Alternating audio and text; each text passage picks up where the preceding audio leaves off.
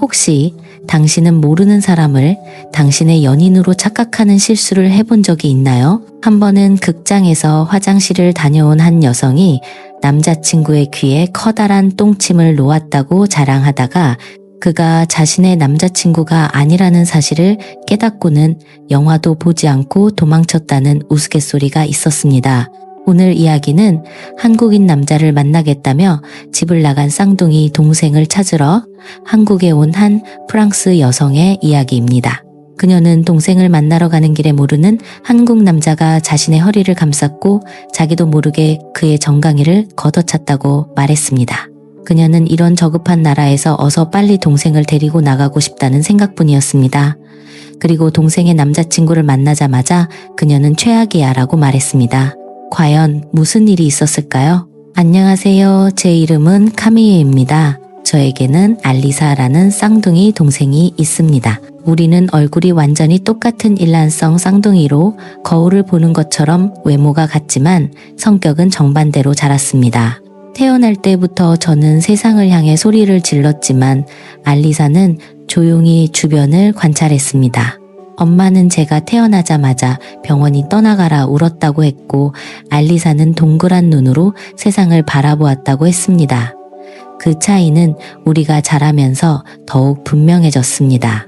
초등학생 시절, 저는 늘 발표를 자처하고 반활동의 중심에 있었습니다. 친구들이 모이는 곳에는 항상 제가 있었고 파티가 열리면 주인공은 언제나 제 차지였습니다. 반면 알리사는 교실 구석에서 책을 읽거나 조용히 공부하는 것을 좋아했습니다. 선생님들은 알리사의 영리함을 칭찬하면서도 저의 주체 못할 에너지를 어떻게 감당해야 할지 걱정하셨습니다. 카미유, 동생처럼 좀 차분하면 안 되겠니? 엄마에게서 자주 듣던 말이었지만 저는 제 방식대로 살아갔습니다. 고등학생이 되어서도 저는 연극부 주연과 학생회 활동으로 바빴고 알리사는 도서관에서 수학 문제를 풀거나 과학 실험에 몰두했습니다. 졸업 후 알리사는 우수한 성적으로 소르본 대학에 입학했고 저는 학교 공부보다는 실전 경험이 더 적성에 맞는다고 생각해 일찌감치 사회에 뛰어들었습니다.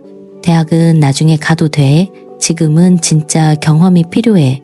부모님께 그렇게 말하고 패션 매장에서 일을 시작했습니다. 저는 사람들과 어울리는 것을 좋아했고 곧 판매 분야에서 두각을 나타냈습니다. 알리사가 도서관에서 밤을 새울 때 저는 고객들과 대화하며 넓은 세상에서 경험을 쌓았습니다. 우리 둘은 그렇게 서로 다른 길을 걸으며 성장했습니다. 알리사는 학업에 매진하며 모두의 기대를 충족시켰고 저는 저만의 방식으로 사회에서 인정받으며 살아갔습니다. 부모님은 알리사의 학문적 성취를 자랑스러워하면서도 제게는 너는 내 길을 잘 찾았구나 라는 애매한 칭찬을 해주셨습니다. 하지만 그것만으로도 충분했습니다. 저의 평화로운 삶은 어느 월요일 아침 예상치 못한 전화 한 통으로 무너졌습니다. 카미유, 집으로 좀 와줄 수 있겠니? 아빠의 목소리가 평소와 달랐습니다. 그날은 마침 쉬는 날이라 저는 곧장 부모님 댁으로 달려갔습니다. 문을 열자 거실에 앉아 계신 부모님의 얼굴이 어두웠습니다. 엄마는 눈가가 붉었고 아빠는 손에 든 종이를 보며 고개를 숙이고 있었습니다. 무슨 일이에요? 알리사가 집을 나갔다. 처음에는 아빠의 말을 듣고 웃었습니다. 알리사가요? 그 모범생 알리사가? 말도 안 돼요. 하지만 두 분의 표정은 너무나 심각했습니다. 무슨 말씀이세요? 알리사는 방학 동안 도서관에서 연구 자료 찾는다고 했잖아요. 엄마가 한숨을 쉬며 말했습니다. 몇 달 전부터 사귀던 한국인 교환학생이 있었나 봐. 그 남학생이 한국으로 돌아가니까 알리사도 따라간 것 같아. 저는 큰 충격을 받았습니다. 알리사가 누군가와 사귀고 있었다니 그것도 외국인과 심지어 그를 따라 한국까지 갔다고 믿을 수가 없었습니다. 알리사는 늘 계획적이고 신중한 아이였습니다. 그렇게 충동적으로 결정할 아이가 아니었습니다. 언제부터요? 어떻게 된 거예요? 아빠가 제게 종이를 내밀었습니다. 알리사의 손글씨로 쓰인 편지였습니다. 사랑하는 가족에게 잠시 제 삶을 찾아 떠나려고 해요. 걱정하지 마세요. 곧 연락할게요. 짧은 글이었습니다. 설명도 사과도 없이 그저 떠난다는 통보뿐이었습니다. 저는 즉시 알리사의 휴대전화로 전화를 걸었지만 전원이 꺼져 있었습니다. 언제부터 연락이 안 됐어요? 엄마가 말했습니다. 사흘 전부터. 처음엔 바쁜 줄 알았는데 대학에 확인해보니 휴학 신청을 했더구나. 방에 가보니 여권이랑 중요한 물건들이 사라졌고 저는 화가 치밀어 올랐습니다. 어떻게 가족에게 한마디 상의도 없이 이럴 수 있지? 게다가 얼굴도 모르는 그 남자를 따라서 도대체 어떤 남자에게 알리사를 이렇게 만들었을까? 얼마나 사귄 거래요? 부모님은 고개를 저었습니다. 학교에서 만난 지 6개월 정도 됐다고만 들었어. 우리한테 소개해준 적은 한 번도 없었고 이름은요, 지훈인가. 한국 이름이라 잘 기억이 안 나는구나. 머릿속이 복잡해졌습니다. 알리사가 6개월 동안이나 비밀 연애를 했다고 우리가 비록 다른 길을 걷고 있었지만 중요한 일은 항상 공유한다고 생각했는데 그럼 지금 어디 있는지도 모르는 거네요? 엄마가 떨리는 목소리로 말했습니다. 아마 한국에 있겠지. 그 남자친구가 한국으로 돌아갔으니까 저는 결심했습니다. 제가 갈게요. 제가 한국에 가서 알리사를 데려오겠어요. 부모님은 깜짝 놀랐습니다. 카미유, 넌 한국이 어디 있는지도 모르잖니. 어떻게 알리사를 찾아? 괜찮아요. 전 알리사를 찾을 수 있어요. 쌍둥이의 직감이라는 게 있잖아요. 사실 그런 게 정말 있는지는 몰랐습니다. 하지만 한 가지 확신할 수 있는 건 알리사가 위험에 처했을지도 모른다고 생각하니 가만히 있을 수 없다는 것이었습니다. 그리고 솔직히 말해 알리사가 저보다 먼저 모험을 떠났다는 사실에 약간의 질투심도 느꼈습니다. 제가 당장 가서 잡아올게요. 걱정 마세요. 그날 밤 저는 한국행 비행기표를 예매했습니다. 인터넷으로 한국에 대한 정보를 검색하고 여행 안내 책자도 샀습니다. 서울이 한국의 수도이고 고유한 문자인 한글을 쓴다는 것 정도는 알게 되었지만 알리사의 정확한 위치는 여전히 미스터리였습니다. 출발 전날 밤 한 가지 아이디어가 떠올랐습니다. 만약 내가 대놓고 찾아가면 알리사는 분명 경계할 것이다. 다른 방법이 필요했다. 저는 스마트폰을 들고 메시지를 보냈습니다. 안녕 알리사. 나 지금 아시아 여행 중인데 다음 목적지가 한국이야. 거기 뭐 유명한 거 있어? 추천할 만한 곳 좀 알려줘. 마치 동생의 가출 사실을 전혀 모르는 것처럼 자연스럽게 물었습니다. 메시지를 보낸 후 잠들 때까지 계속 스마트폰을 확인했습니다. 자정이 지나고 포기하려던 찰나 드디어 답장이 왔습니다. 언니가 정말 한국에 온다고? 서울 오면 내가 구경시켜 줄게. 경복궁이랑 강남역은 꼭 가봐야 해. 성공이었습니다. 알리사는 정말 한국에 있었고 서울에 있었습니다. 그리고 제 함정에 완벽하게 걸려들었습니다. 저는 바로 답장했습니다. 정말? 너도 한국에 있어? 어쩐 일이야? 나 내일 서울에 도착하는데 어디서 만날까? 알리사의 답장은 약간 망설이는 듯 했습니다. 나 휴학하고 여기서 공부하고 있어. 내일 강남역 근처 카페에서 볼까? 도착하면 연락 줘. 저는 속으로 웃었습니다. 잡았다, 알리사. 저는 부모님께 알리사를 찾았다고 말씀드리고 다음날 한국행 비행기에 올랐습니다. 긴 비행 시간 동안 동생을 만나면 어떻게 할지 머릿속으로 계획을 세웠습니다. 우선 상황을 파악하고 그 한국인 남자를 만나봐야 했다. 그가 정말 알리사에게 좋은 사람인지 아니면 순진한 내 동생을 속이는 나쁜 놈인지 확인해야만 했습니다. 인천국 제공항에 도착했을 때 저는 설렘과 긴장이 뒤섞인 감정을 느꼈습니다. 처음 와보는 나라, 낯선 언어와 문화, 그리고 무엇보다 몇 년 만에 만나게 될 동생, 알리사가 왜 이런 선택을 했는지 그 이유를 반드시 알아내야 했습니다. 기다려, 알리사, 언니가 간다. 호텔에 짐을 풀고 알리사에게 연락했습니다. 우리는 카페에서 만나기로 약속했고 저는 지도 앱을 켜서 길을 찾기 시작했습니다. 서울은 생각보다 훨씬 크고 복잡했습니다. 프랑스와는 다른 건물들, 낯선 한글 간판, 사방에서 들려오는 한국어는 저를 압도했습니다. 거리는 사람들로 가득했고 모두 바쁘게 움직이는 것 같았습니다. 저는 지하철을 타고 강남역으로 향했습니다. 지하철 안에서 한국 사람들의 시선이 제게 쏠리는 것을 느꼈습니다. 금발머리와 서구적인 제 외모는 이곳에서 유독 튀는 것 같았습니다. 하지만 괜찮았습니다. 주목받는 것에는 익숙했으니까요. 지하철역에서 내려 카페를 찾아 걷던 중 갑자기 이상한 일이 벌어졌습니다. 인파로 붐비는 길을 걷고 있는데 누군가 뒤에서 제 허리를 감쌌습니다. 처음에는 실수로 부딪힌 줄 알았습니다. 하지만 그 사람의 손은 계속 제 허리에 머물러 있었습니다. 깜짝 놀라 뒤를 돌아보니 한 한국인 남자가 저를 보며 웃고 있었습니다. 20대 후반으로 보이는 그는 마치 저를 아는 사람처럼 친근하게 굴었습니다. 그 순간 두려움과 분노가 동시에 치밀어 올랐습니다. 이건 명백한 성추행이었습니다. 지금 뭐 하는 거예요? 저는 프랑스어로 소리쳤습니다. 물론 그는 알아듣지 못했지만 제 분노의 참표정은 만국 공용어였을 겁니다. 하지만 그는 여전히 웃으며 한국어로 무언가 말했고 다시 제 허리에 손을 대려고 했습니다. 정말 참을 수 없었습니다. 저는 본능적으로 그를 밀쳐냈고 그가 비틀거리자 더 세게 밀었습니다. 손 치워, 이 변태야. 영어로 소리쳤지만 그는 그저 웃을 뿐이었습니다. 주변 사람들이 우리를 쳐다보기 시작했고 몇몇은 스마트폰을 꺼내 이 상황을 촬영했습니다. 남자가 다시 제게 다가오려고 하자 저는 이성을 잃었습니다. 가방으로 그의 머리를 내리쳤고 그가 주춤하자 본능적으로 그의 정강이를 걷어찼습니다. 그제야 남자의 표정이 변했습니다. 그는 놀란 얼굴로 무언가 소리치기 시작했습니다.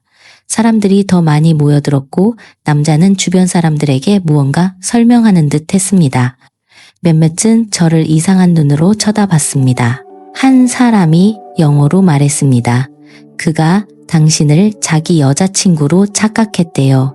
뭐라고요? 말도 안 돼요. 전 저 사람 본 적도 없어요. 영어를 할 줄 아는 한국인이 다시 설명했습니다. 그가 당신을 다른 사람으로 오해했대요. 미안하다고 하고 있어요. 하지만 저는 이미 화가 머리끝까지 나 있었습니다. 어떻게 처음 보는 여성의 허리를 그렇게 쉽게 감쌀 수 있는지 이해할 수 없었습니다. 더 이상 그 남자와 엮이고 싶지 않아 서둘러 자리를 떴습니다. 심장이 빠르게 뛰고 손이 떨렸습니다. 이런 황당한 상황은 처음이었습니다. 이 나라에 도착하자마자 이런 일을 겪다니. 저는 심호흡을 하고 알리사와의 약속 장소로 발걸음을 옮겼습니다. 카페에 도착하니 알리사가 먼저 와서 앉아 있었습니다. 몇 년 만에 보는 동생이었지만 이상하게 낯설게 느껴졌습니다.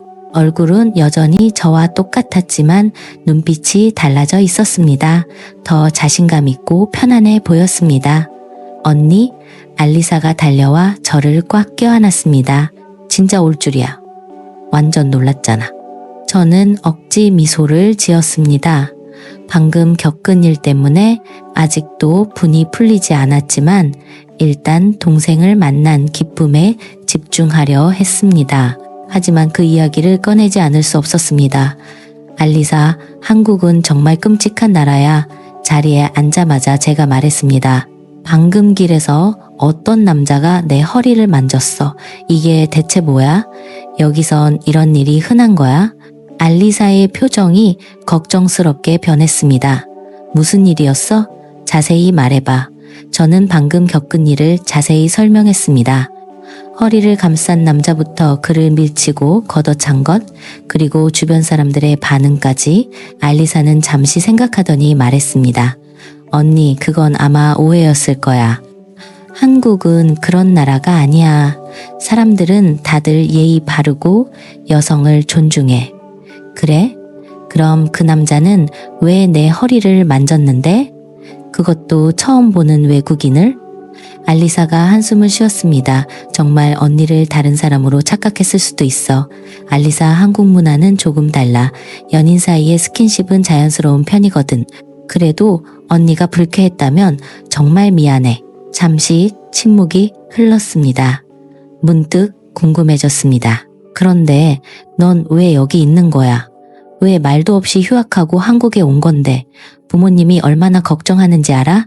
알리사의 표정이 어두워졌습니다. 언니? 난 숨 쉴 공간이 필요했어. 그게 무슨 말이야? 난 평생 똑똑한 알리사, 책임감 있는 알리사, 모범생 알리사로 살아왔어. 부모님의 기대, 교수님들의 기대, 심지어 나 자신의 기대까지 모두가 나에게 대단한 무언가를 해내길 바랐지만 난 그냥 숨이 막혔어. 저는 알리사의 말에 놀랐습니다. 동생이 그런 생각을 하고 있을 줄은 꿈에도 몰랐습니다. 그리고 국제 교류 프로그램에서 한국 학생들을 만나고 깨달았어. 난 그저 공부만 잘하는 사람이었을 뿐이야. 넓은 세상을 경험해 본 적도 진정한 꿈도 없었지. 그러다 그 한국인 남자를 만난 거고 알리사가 고개를 끄덕였습니다. 그는 나를 있는 그대로 봐줬어. 공부 잘하는 알리사가 아니라 그냥 알리사로. 그리고 내 안에 숨겨진 가능성을 보여줬지. 내가 정말로 원하는 게 뭔지 찾도록 도와줬어. 그래서 그를 따라 한국에 온 거야? 아니, 언니. 난 나 자신을 찾으러 온 거야. 지훈 씨는 그저 내가 용기를 내도록 도와준 사람일 뿐이야. 여기서 나는 새로운 언어를 배우고 다른 문화를 경험하고 있어. 그리고 가장 중요한 건 부모님의 기대에서 벗어나 나만의 삶을 살고 있다는 거야. 알리사의 말은 제 가슴을 아프게 했습니다. 동생이 그렇게 큰 짐을 지고 있었다니 사실 저는 항상 동생을 부러워했습니다. 똑똑하고 성실하고 부모님의 자랑이었으니까요. 반면 저는 늘 문제아 취급을 받았고 기대치도 낮았습니다. 부모님께는 내가 잘 말씀드릴게. 갑자기 떠나서 정말 죄송하다고. 하지만 이 시간은 나에게 꼭 필요한 시간이라고. 언젠가 돌아갈 테지만 지금은 내 길을 찾고 있다고 전해줘. 저는 동생의 손을 잡았습니다. 알리사, 네가 그런 짐을 지고 있는 줄 몰랐어. 괜찮아, 언니. 언니는 언제나 자기 길을 걸어왔잖아. 난 그런 언니가 항상 부러웠어. 이제 나도 내 길을 찾으려고 노력하는 중이야. 이상하게 마음이 복잡했습니다. 한편으로는 동생을 데려가야 한다는 책임감을 느꼈지만 다른 한편으로는 동생의 말이 이해가 갔습니다. 모두의 기대 속에서 자신을 잃어버리는 기분. 부모님은 제게 큰 기대를 하지 않았기에 저는 그런 감정을 느껴본 적이 없었습니다. 어쩌면 그래서 제가 자유로웠던 건지도 모릅니다. 그래서 그 한국인 남자는 어떤 사람이야? 너한테 정말 좋은 사람 맞아? 알리사가 미소 지었습니다. 지훈 씨 정말 좋은 사람이야. IT 회사에서 일하는데 책임감 있고 믿음직하고 아주 다정해. 오늘 밤에 언니도 만나게 될 거야. 우리 셋이 같이 저녁 먹기로 했어. 그 순간 저는 제 동생이 정말 행복해 보인다는 것을 깨달았습니다. 제가 알던 알리사보다 훨씬 생기 있고 자신감 넘쳤습니다. 한국에서의 시간이 알리사에게 좋은 영향을 준 것 같았습니다. 알리사, 사실 나 너 데리러 온 거야. 부모님이 걱정하시니까 동생의 얼굴에 약간의 긴장감이 스쳤습니다. 나 돌아갈 생각 없어. 언니, 적어도 지금은. 알겠어. 이제는 이해해. 저는 깊은 한숨을 내쉬었습니다. 네가 행복해 보여서 다행이야. 부모님께는 내가 잘 설명할게. 알리사의 얼굴에 안도감이 가득 찼습니다. 정말 고마워, 언니. 카페를 나오면서 동생을 억지로 데려가는 것이 과연 옳은 일일까 생각했습니다. 그녀는 이곳에서 분명 자신의 길을 찾고 있었습니다. 어쩌면 며칠 더 한국에 머물면서 동생의 삶을 더 이해해봐야 할지도 모릅니다. 그리고 그 한국인 남자 지훈이라는 사람이 정말 동생에게 좋은 사람인지 확인해야만 했습니다. 거리를 걸으며 새로운 시각으로 한국의 풍경을 바라보았습니다. 여전히 낯설었지만 만약 내 동생이 이곳에서 행복을 찾았다면 그것은 존중해줘야 할 일이었습니다. 하지만 최종적인 판단은 저녁 식사 자리에서 그 한국인 남자를 만나본 후에야 내릴 수 있을 것 같았습니다. 알리사와 함께 식당으로 가는 내내 마음이 복잡했습니다. 동생의 남자친구를 만난다는 생각에 긴장됐습니다. 그가 정말 알리사에게 좋은 사람인지 아니면 순진한 내 동생을 이용하고 있는 건지 확인해야만 했습니다. 알리사는 늘 순수하고 세상 물정을 잘 몰랐으니까요. 식당으로 걸어가면서 지훈이라는 사람이 어떤 사람인지 물었습니다. 알리사는 환하게 웃었습니다. 언니도 만나보면 좋아하게 될 거야. 정말 친절하고 다정한 사람이야. 내가 한국어 배울 때도 엄청 도와줬어. 식당에 도착하자 먼저 와 있던 알리사가 주위를 두리번거렸습니다. 아, 저기 있다. 그 순간 저는 그를 보았고 충격에 그 자리에 얼어붙었습니다. 그 남자였습니다. 낮에 내 허리를 잡았다가 나에게 정강이를 걷어차인 바로 그 변태의 남자. 그는 우리를 보고 웃으며 다가왔습니다. 저는 즉시 손가락으로 그를 가리키며 소리쳤습니다. 당신, 오늘 내 허리를 잡았던 그 남자잖아요? 알리사는 충격받은 표정으로 저를 돌아봤습니다. 뭐? 언니, 무슨 소리야? 그 남자 역시 당황한 기색이 역력했습니다. 자세히 보니 그와 알리사는 손을 잡고 있었습니다. 이 남자가 바로 지훈이었던 겁니다. 그는 저와 알리사를 번갈아 보며 혼란스러운 표정을 지었습니다. 상황을 파악한 알리사가 재빨리 설명했습니다. 지훈 씨, 이쪽은 내 쌍둥이 언니 카미유야. 프랑스에서 온다고 말했었지? 지훈의 얼굴이 새하얗게 질렸습니다.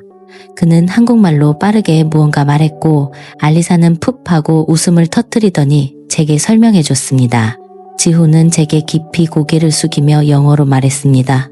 정말 죄송합니다. 알리사에게 쌍둥이 언니가 있다는 건 알았지만 이렇게까지 똑같을 줄은 몰랐습니다. 정말 큰 실수를 했습니다. 저는 여전히 놀라웠지만 상황이 이해되기 시작했습니다. 이건 그저 오해였던 겁니다. 지훈은 저를 알리사로 착각하고 자연스럽게 다가왔던 것이었습니다. 알리사와 지훈은 걱정스러운 표정으로 저를 바라봤습니다. 그래서 저를 차신 거군요. 지훈이 조심스럽게 말했습니다.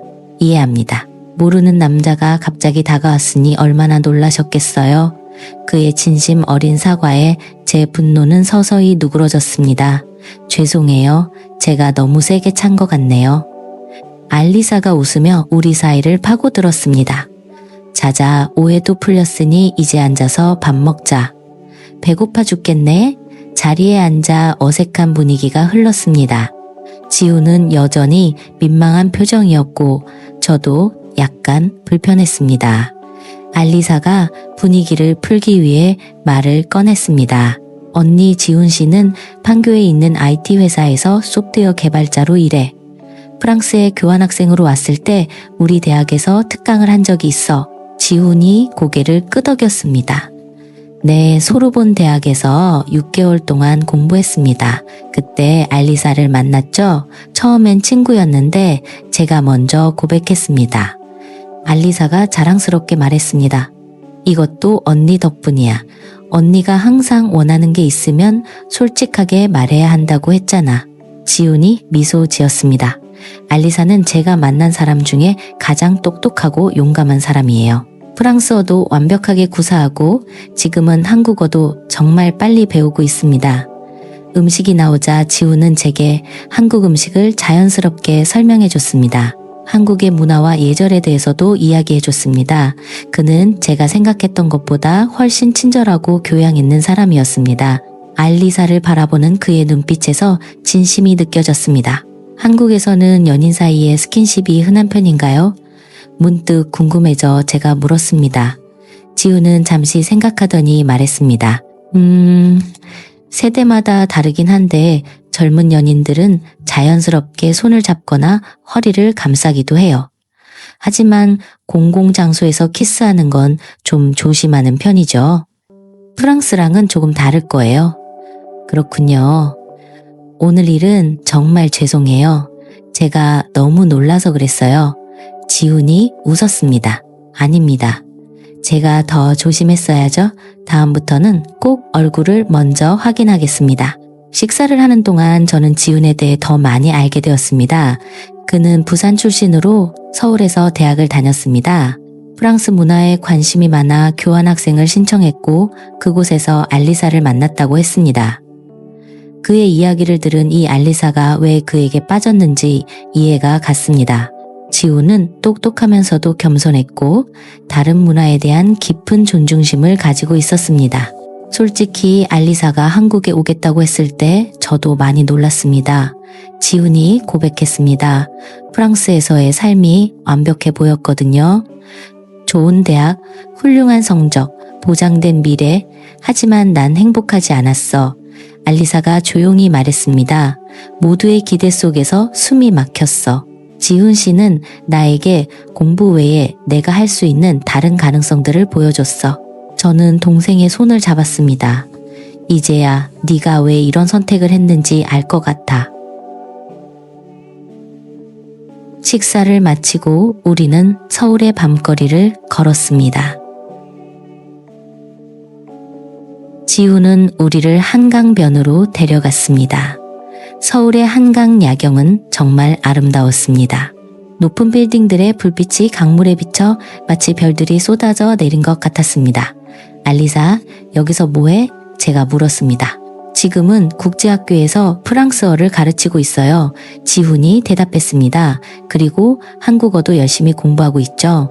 나중에는 번역이나 통역 일을 하고 싶어 해요. 알리사가 쑥스럽게 웃었습니다. 아직 초보지만 재밌어. 처음으로 내가 정말 하고 싶은 일을 하는 기분이야. 그 순간 저는 동생의 얼굴에서 진정한 행복을 보았습니다. 학창 시절 알리사는 늘 진지하고 때로는 경직된 표정이었지만 지금은 무거운 짐을 내려놓은 듯 편안하고 밝아 보였습니다. 부모님은 여전히 걱정하실 텐데 제가 솔직하게 말했습니다. 알아. 연락도 없이 갑자기 사라져서 정말 죄송해. 알리사가 슬픈 표정을 지었습니다. 하지만 설명해도 부모님은 이해 못하셨을 거야. 늘 나에게 기대하는 게 있었으니까. 우리 알리사는 의사가 되어야 해. 우리 알리사는 소르본에서 박사 학위를 받아야 해. 내 의견은 한 번도 물어보지 않으셨잖아. 지훈이 알리사의 어깨를 감쌌습니다. 저도 알리사 부모님께 죄송한 마음입니다. 하지만 알리사가 여기서 정말 행복하다는 것만은 알아주셨으면 좋겠습니다. 그의 진심 어린 말에 제 마음도 누그러졌습니다. 처음에는 그를 의심했지만 이제는 그가 진심으로 제 동생을 아끼고 있다는 것을 느낄 수 있었습니다. 그들은 함께 있을 때 자연스럽고 행복해 보였습니다. 호텔로 돌아가는 길에 지훈이 저를 따로 불렀습니다. 알리사의 언니로서 저를 어떻게 생각하시나요? 저는 솔직하게 대답했습니다. 처음에는 당신을 의심했어요. 내 착한 동생이 어떻게 모든 걸 버리고 낯선 나라로 올 수 있었을까 하고요. 하지만 지금은 당신이 알리사에게 좋은 사람이라고 생각해요. 지훈이 안도의 한숨을 내쉬었습니다. 감사합니다. 저는 정말 알리사를 사랑합니다. 그저 그녀가 자신의 꿈을 찾고 행복해지기를 바랄 뿐입니다. 그럼 앞으로 그녀를 프랑스로 돌려보낼 건가요? 제가 물었습니다. 물론입니다. 알리사의 가족이 그곳에 있으니까요. 2년 안에 프랑스로 돌아가서 그곳에서 일할 계획입니다. 저도 프랑스를 좋아하거든요. 그 말을 듣고 마음이 놓였습니다. 그들이 영원히 한국에 머무를 것은 아니었습니다. 언젠가는 부모님도 알리사를 다시 만날 수 있을 겁니다. 호텔에 도착해 헤어질 때 지훈이 다시 한번 고개를 숙이며 사과했습니다. 오늘 있었던 일은 정말 죄송합니다. 저는 웃으며 대답했습니다. 괜찮아요? 이제는 이해해요. 한국은 생각보다 훨씬 매력적인 나라인 것 같네요. 알리사가 저를 꽉 껴안았습니다. 이해해줘서 고마워 언니. 방으로 돌아와 침대에 누워 오늘 하루를 되돌아보았습니다. 아침까지만 해도 동생을 데려가겠다는 결심이 확고했지만 이제는 그녀의 결정을 존중해야 한다고 생각했습니다. 알리사는 이곳에서 자신의 삶을 찾아가고 있었고 지훈은 그런 그녀를 진심으로 지지하고 있었습니다. 부모님께 어떻게 설명해야 할지 걱정됐지만 한 가지는 확신할 수 있었습니다. 내 동생은 이곳에서 행복했고 그것이 가장 중요한 것이었습니다. 내일 부모님께 전화해서 상황을 설명해야겠다고 생각했습니다. 동생의 결정을 존중하고 지지해달라고 부탁할 겁니다. 창밖으로 서울의 야경을 바라보며 이번 여행이 예상과는 다른 방향으로 흘러가고 있다고 생각했습니다. 동생을 구하러 왔지만 오히려 제가 새로운 시각을 얻게 되었습니다. 때로는 사랑하는 사람을 위한 최선의 선택이 그들을 자유롭게 놓아주는 것일 수도 있다는 것을 깨달았습니다. 한국에서의 짧은 여정을 마치고 저는 파리로 돌아왔습니다. 비행기에서 내리자마자 익숙한 공기가 저를 반겼습니다. 집에 돌아왔다는 안도감과 함께 부모님께 어떻게 설명해야 할지에 대한 걱정이 밀려왔습니다. 짐을 찾고 택시에 오르는 동안 머릿속으로 대화를 시뮬레이션 했습니다. 어떤 말로 시작해야 할까? 어떻게 해야 부모님이 알리사의 결정을 이해하게 만들 수 있을까? 집에 도착하니 부모님이 현관에서 저를 기다리고 있었습니다. 두 분의 얼굴에는 기대와 걱정이 뒤섞여 있었습니다. 엄마가 먼저 물었습니다. 알리사는 못 데려왔니? 저는 심호흡을 하고 솔직하게 대답했습니다. 네, 못 데려왔어요. 데려올 수 없었어요. 부모님의 표정이 실망으로 바뀌었습니다. 저는 거실에 앉아 알리사의 이야기를 시작했습니다. 알리사, 지금 정말 행복해요. 정말로요. 제가 본 알리사는 우리가 알던 그 알리사가 아니었어요. 부모님은 의아한 표정으로 저를 바라봤습니다. 저는 스마트폰을 꺼내 알리사와 함께 찍은 사진을 보여드렸습니다. 사진 속 알리사는 환하게 웃고 있었습니다. 오랫동안 보지 못했던 진심 어린 미소였습니다. 이 미소를 보세요. 아빠, 엄마가 알리사가 이렇게 웃는 걸 마지막으로 본 게 언제예요? 우리는 얼굴이 너무 달라서 쌍둥이라는 걸 잊고 살았는데 알리사가 웃으니까 처음으로 우리가 정말 닮았다고 느꼈어요. 부모님은 조용히 사진을 들여다보았고 저는 한국에서 있었던 일들을 하나씩 설명하기 시작했습니다. 알리사가 어떻게 자신의 길을 찾고 있는지, 가르치는 일을 얼마나 즐거워하는지, 그리고 지훈이라는 사람이 어떤 사람인지에 대해서요. 처음엔 저도 그 남자가 알리사를 속이는 건 아닐까, 위험한 사람은 아닐까 의심했어요. 하지만 직접 만나보니 정말 좋은 사람이었어요. 진심으로 알리사를 사랑하고 그녀의 꿈을 응원해주고 있었어요. 아빠가 고개를 저었습니다. 하지만 대학을 그만두고 외국에 가 있으면 미래는 어떡하니? 알리사는 지금 국제학교에서 프랑스어를 가르치고 있어요. 그리고 한국어도 배우고 있고요. 나중에는 번역이나 통역 일을 하고 싶어 해요. 지훈 씨도 알리사가 꿈을 이룰 수 있도록 돕고 있고요. 서로의 미래를 위해 노력하고 있었어요. 엄마의 표정이 조금 누그러졌습니다. 정말이니? 네. 알리사는 지금 자기 자신으로 살 수 있는 시간이 필요해요. 저는 거실 테이블 위에 놓인 알리사의 어린 시절 사진을 바라보았습니다. 알리사는 항상 공부하는 자세, 상을 받는 모습 혹은 진지한 표정을 짓고 있었습니다. 진심으로 웃는 사진은 거의 없었습니다. 사실 우리가 알리사에게 너무 많은 기대를 했던 것 같아요. 제가 조심스럽게 말했습니다. 저는 늘 제가 원하는 대로 살아왔지만 알리사는 어쩌면 모두의 기대를 따르느라 정작 자기가 뭘 원하는지 몰랐을지도 몰라요. 부모님은 조용히 제 이야기를 들었습니다. 잠시 침묵이 흐른 후 엄마가 한숨을 쉬었습니다. 정말 행복해하니? 네, 정말 행복해해요. 처음으로 자기 인생을 사는 것 같다고 했어요. 부모님은 서로를 마주 보았습니다. 두 분의 눈에는 걱정과 사랑, 그리고 약간의 체념이 섞여 있었습니다. 아빠가 천천히 고개를 끄덕였습니다. 그렇다면 우리가 알리사의 결정을 존중해줘야겠구나. 그 말에 저는 안도의 한숨을 내쉬었습니다. 이렇게 쉽게 부모님을 설득할 수 있을 거라고는 생각하지 못했습니다. 하지만 결국 두 분도 딸이 가장 행복하기를 바랐던 것입니다. 지금 알리사랑 통화해도 될까요? 지금 한국은 아침일 텐데. 엄마가 고개를 끄덕였고 저는 바로 영상 통화를 걸었습니다. 몇 번의 신호음이 울린 후 화면에 알리사의 얼굴이 나타났습니다. 그녀는 깜짝 놀란 표정이었습니다. 언니, 프랑스 도착했어? 응, 방금. 아빠랑 엄마도 옆에 계셔. 너한테 할 말이 있으시대. 저는 카메라를 부모님께 넘겼습니다. 처음에는 어색한 침묵이 흘렀지만 이내 엄마가 입을 열었습니다. 알리사, 네가 행복하다면 엄마는 네 결정을 존중할게. 대신 가끔은 연락하렴. 엄마는 네가 걱정되니까. 알리사의 눈에 눈물이 고였습니다. 정말요? 아빠, 엄마, 저를 이해해 주시는 거예요? 아빠도 고개를 끄덕였습니다. 네, 언니한테 이야기 다 들었다. 우리가 너한테 너무 많은 기대를 했던 것 같구나. 미안하다. 알리사는 화면 너머로 활짝 웃었습니다. 그 모습을 보니 제가 한 일이 정말 옳았다는 확신이 들었습니다. 5년의 시간이 흘렀습니다. 처음에는 알리사와 지훈이 정말 프랑스로 돌아올까 의심했지만 그들은 약속을 지켰습니다. 2년 후 두 사람은 파리에 계신 부모님을 찾아와 공식적으로 약혼을 발표했습니다. 부모님은 지훈을 가족의 일원으로 받아들였고 두 사람의 관계를 축복해 주셨습니다.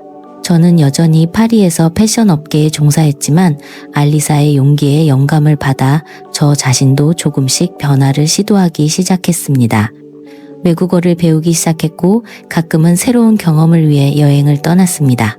그리고 오늘 저는 다시 한국행 비행기에 올랐습니다. 이번에는 동생을 데려오기 위해서가 아니라 그녀의 결혼식에 참석하기 위해서였습니다. 알리사와 지훈은 결국 한국에 정착하기로 결정했습니다. 지훈은 유명 IT 회사에서 자리를 잡았고 알리사는 외국계 기업에서 통역사로 일하며 각자의 분야에서 성공적인 커리어를 쌓고 있었습니다. 인천공항에 도착하자 활짝 웃는 알리사가 저를 기다리고 있었습니다. 5년 전과 달리 이제 한국은 제게 낯선 곳이 아니었습니다. 알리사의 도움으로 저는 한국의 문화와 음식에 대해 많이 알게 되었고 간단한 한국어도 몇 마디 배울 수 있었습니다. 언니, 드디어 왔구나. 알리사가 달려와 저를 꽉 껴안았습니다. 저도 그녀를 힘껏 안아주었습니다. 축하해, 알리사. 정말 행복해 보여. 집으로 가는 차 안에서 알리사는 결혼 준비 이야기를 쉴 새 없이 늘어놓았습니다. 한국 전통 방식과 서양식을 혼합한 특별한 결혼식을 계획하고 있다고 했습니다. 부모님도 일주일 뒤에 도착하실 거라며 언니가 먼저 와줘서 정말 기쁘다고 했습니다. 집에 도착하자 지훈이 우리를 따뜻하게 맞이했습니다. 그는 더 어른스러워졌고 알리사를 바라보는 눈빛은 여전히 애정이 넘쳤습니다. 지훈은 이제 중간 관리자 직책을 맡아 회사의 중요한 프로젝트를 책임지고 있었습니다. 저녁 식사를 하며 알리사와 지훈은 미래 계획에 대해 이야기했습니다. 결혼 후 서울 외곽에 작은 집을 살 계획이라고 했습니다. 몇 년간은 한국에서 커리어를 쌓고 그 후에는 매년 한 번씩 프랑스를 방문할 것이라고 했습니다. 결혼식 준비를 돕는 동안 저는 지훈의 친구인 강현우 씨를 만났습니다. 그는 지훈의 대학 동기였고 현재 한국에서 의류 브랜드를 운영하고 있었습니다. 첫 만남에서 저는 그의 세련된 패션 감각과 친근한 태도에 호감을 느꼈습니다. 현우 씨는 프랑스 패션에 관심이 많았고 패션 매장에서 일했던 경험 덕분에 우리는 많은 이야기를 나눌 수 있었습니다. 프랑스 패션은 정말 특별해요. 그 감성을 한국에 접목해보고 싶은데 쉽지가 않네요. 현우 씨가 웨딩드레스를 기다리며 말했습니다. 그의 진지한 열정에 저는 자연스럽게 조언을 건넸습니다. 파리의 작은 부티크들을 둘러보시면 좋은 영감을 얻을 수 있을 거예요. 대형 브랜드보다 독특한 감성이 있거든요. 그날 이후 현우 씨는 결혼식 준비 장소에 자주 나타났습니다. 처음에는 그저 지훈의 친구로서 돕는 것이라고 생각했지만 점점 제게 관심이 있다는 것을 느낄 수 있었습니다. 어느 날 그는 용기를 내어 제 개인 연락처를 물었고 저는 망설임 없이 전화번호를 알려주었습니다. 그날부터 우리는 메시지를 주고받기 시작했습니다. 시차에도 불구하고 현우 씨는 프랑스의 아침 시간에 맞춰 메시지를 보내왔습니다. 패션 이야기로 시작해 점차 서로의 삶과 꿈에 대한 이야기를 나누었습니다.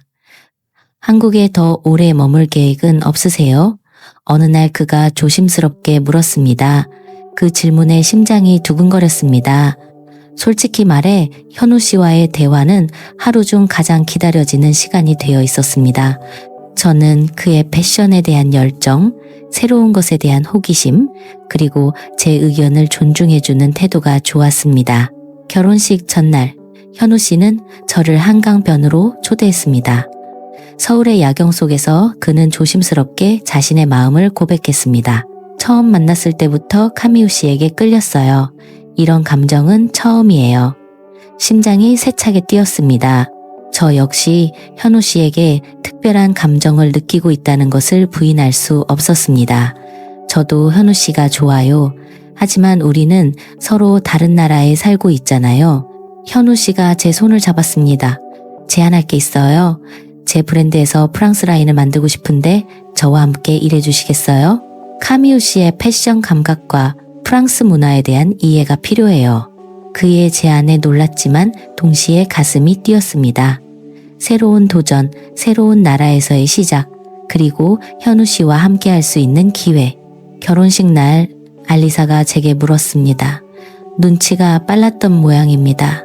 언니, 현우 오빠랑 무슨 일 있었어? 저는 쑥스럽게 웃으며 고개를 끄덕였습니다. 우리 서로 좋아해. 알리사는 기쁨에 찬 비명을 질렀습니다. 정말 이건 운명이야. 언니도 이제 한국 오는 거야? 현우 씨가 자기 브랜드에서 같이 일하자고 제안했어. 아직 확실하진 않지만 해보고 싶어. 결혼식이 끝나고 현우 씨가 저를 공항까지 바래다 주었습니다. 헤어지기 전 그는 제 손을 꼭 잡았습니다. 다시 올 거죠? 기다릴게요. 저는 미소 지으며 대답했습니다. 네, 다시 올 거예요. 파리 일 정리하고 3개월 후에 올게요. 파리로 돌아가는 비행기 안에서 저는 창밖을 보며 웃음이 나왔습니다. 인생은 정말 예측할 수 없었습니다. 동생을 구하러 왔다가 오히려 제가 인생의 새로운 장을 시작하게 되다니 현우 씨와 메시지를 확인하며 한국에서의 새로운 삶을 꿈꿨습니다. 3개월 후 저는 다시 한국행 비행기에 올랐습니다. 이번에는 누군가를 데려오기 위해서도 돕기 위해서도 아니었습니다. 오직 저의 사랑과 새로운 도전을 위해서였습니다. 현우 씨와 함께 만들어갈 브랜드 알리사와 더 가까이 지낼 수 있는 기회, 그리고 새로운 문화 속에서의 삶, 모든 것이 설렜습니다. 비행기에서 내리자 꽃다발을 든 현우 씨가 저를 기다리고 있었습니다. 저는 그에게 안기며 생각했습니다. 이제부터가 진짜 시작이다.